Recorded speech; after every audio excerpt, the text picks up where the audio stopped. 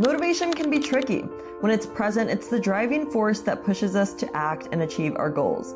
When it's absent, we're reliant on our discipline, and although it gets the job done, it's usually not the same output as when we have motivation alongside us. I've experienced relying fully on discipline and have created from states of motivation, and the difference in the experience alone is enough to ask the question, how can I keep this feeling around? Let's talk about 6 ways to increase divine motivation and improve your life. Number 1, seek inspiration.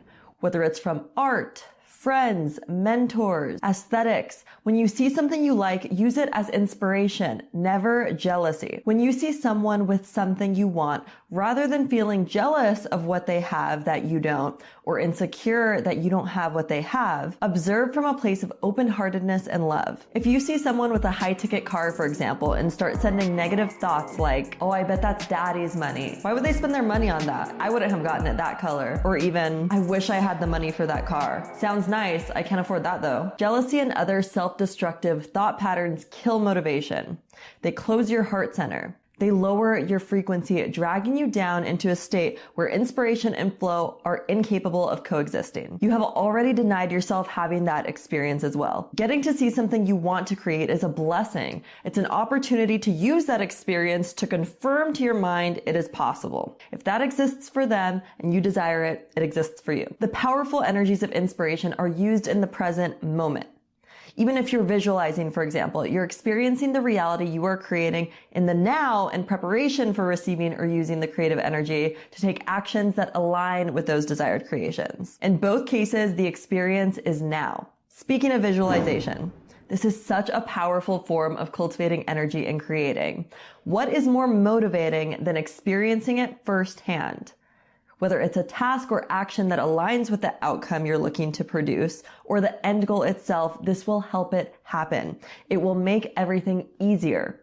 Your brain cannot tell the difference between an experience in the mind and of the physical world, which makes absolute sense since both are processed in our minds. When you fully immerse mentally into the experience you want to bring to the physical world, you see it as possible, you feel what it is like, you gain clarity in why you want to experience it, and get to decide what you want to include and exclude in the experience. It's usually a feeling you want to get out of an experience. So aligning with those feelings prior prepares you to receive this experience in the physical world. You come out of visualizations with so much clarity in your desires. Getting into a meditative state with your heart center open, you will discover your true desires behind subconscious limiting beliefs. You come out of visualization sessions with a zoomed out perspective and even bigger goals no matter how big the previous were. There are no limits to your imagination. You will come out so inspired and motivated to experience that again. Another way to help increase our divine motivation is being able to distinguish the difference between something being challenging and misalignment in our goals. The discomfort of growth is different than the discomfort of doing something with no purpose. Even if it seems something doesn't have a purpose towards your bigger goals, everything can be done with your purpose in mind. If you have a job right now that doesn't directly give you purpose, but is giving you the financial stability to be able to walk in your purpose, that is its purpose. As you do that job, feel that purpose, that intention, that gratitude. Being miserable is never going to be in alignment with your highest self and passions. It's not about where you're at, it's where you're going. If you feel negative about where you're at, that's exactly where you're going to be going. Your feelings are telling you something about what you are doing and where you are at. Ask yourself, is what I'm doing in alignment in some way with where I'm trying to go? If it is in alignment, we need to change the perspective of the situation to allow for those good feelings that come from purpose to be present in this step of the journey as well. It is an internal change in that case that's necessary to allow for that motivation to enter. If what you are doing is not in alignment with your goals, that feeling is actually the signal of that. It's telling you that you are not in alignment. In both cases, there's a change that you need to make.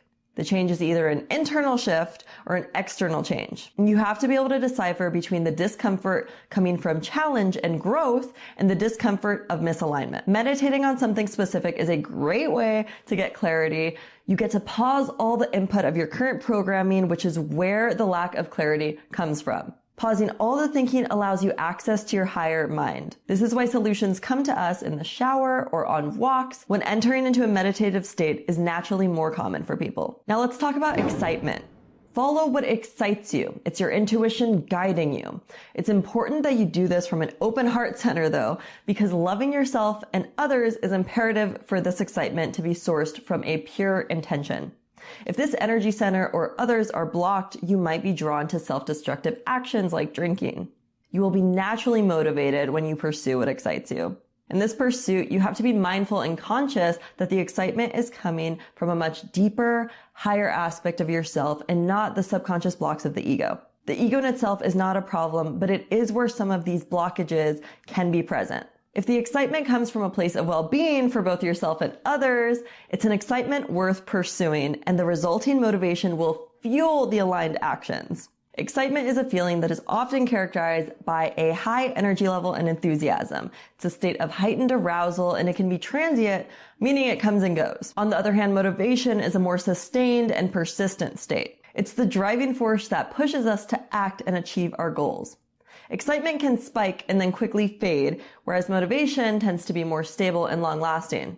The excitement can guide you in where to go. Following the things that excite you in alignment with your purpose will turn into sustainable motivation. Now let's talk about your mindset. Complaining, negative thoughts, and lack of appreciation can kill motivation. Think about in relationships, how much more motivation is there in acts of service when there is a focus on the things you appreciate about them? When you're complaining about them or painting them in a bad light, you don't have the motivation to take loving action. I mean, how could you take loving action when your heart is clearly closed? You have to focus on the bigger picture. A loving perspective will bring thoughts of gratitude, appreciation, and motivation will come. If you focus on all the negatives in your life, for example, getting out of bed in the morning is going to be hard.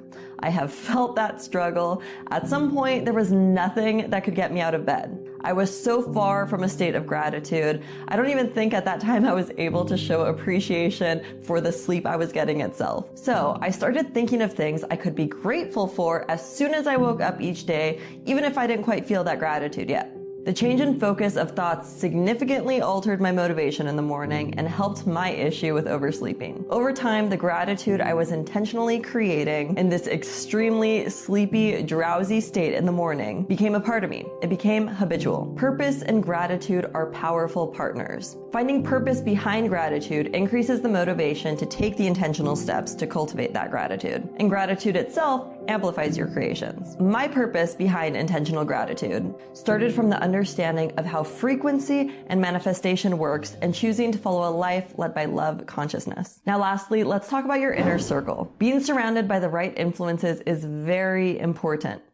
Everyone is an influencer. Everyone you follow online or in person is an influence in your life to some capacity. Therefore, you are also an influence to those who follow you or are in your life, no matter how many or how few. It can be easy to overlook small numbers on social media, but each of these numbers is not just that. They are real people, but that's a whole video in itself. I'll focus in this video on who you choose to have surrounding you. Be intentional with who you let into your life, even online. Surround yourself with motivated people and you will be more likely to experience motivation. You will be influenced by the perspectives and states of being there and that allow them to be in this state. Surround yourself with people of similar values, goals, and people who uplift and inspire you. Maybe even people with energy so strong they directly motivate you. Coming to the end of this video here, we can show some appreciation for the discipline we have built to keep showing up for ourselves. We know we're going to show up, so might as well put in the work to make sure we can enjoy the journey too.